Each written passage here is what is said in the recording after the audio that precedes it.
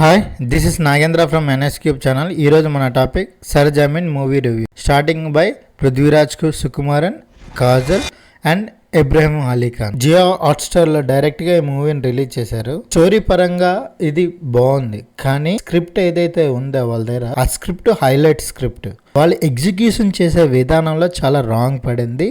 దానివల్ల సినిమాకి మైనస్ అయింది. ఇక స్టోరీలోకి వెళ్తే, ఆర్మీ ఆఫీసర్ విజయ్ మీనన్ వాళ్ళ అబ్బాయికి జరిగిన కాన్ఫ్లిక్టే ఈ స్టోరీ.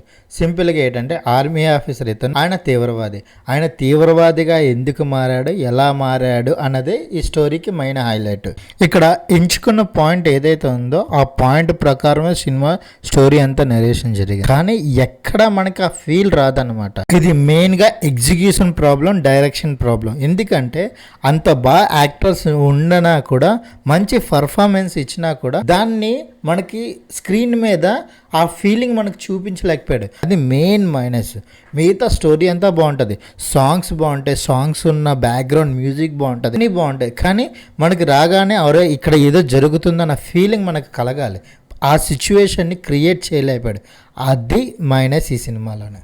ముందే చెప్పినట్టు పృథ్వీరాజ్ సుకుమారన్ కానీ, కాజల్ కానీ, ఇబ్రాహిం అలీ కానీ యాక్టింగ్ మాత్రం పర్ఫార్మెన్స్ వేరే లెవెల్. వాళ్ళ యాక్టింగ్కి ఎటువంటి లోటు లేదు. సినిమా అంతా ఒక లెక్క, క్లైమాక్స్లో వచ్చిన ట్విస్ట్ ఒక లెక్క. ఆ ట్విస్ట్ కోసమైనా సినిమాను ఒకసారి చూడొచ్చు. అమ్మ బాబు ఎంత బాగా తీసాడని.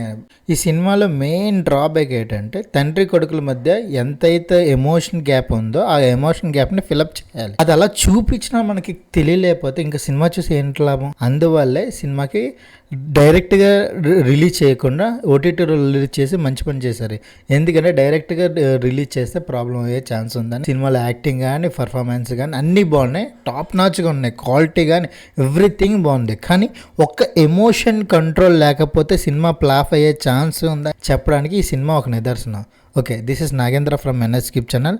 Please subscribe my channel. దీనికి నేను ఇచ్చే రేటింగ్ 2.25 out of 5. ఎందుకంటే క్లైమాక్స్లో వచ్చిన ట్విస్ట్ కోసమైనా ఆ రేటింగ్ ఇవ్వచ్చు, లేదంటే 2 బిలో అయినా ఇచ్చివ్వండి ఈ సినిమాకి. Thank you for watching.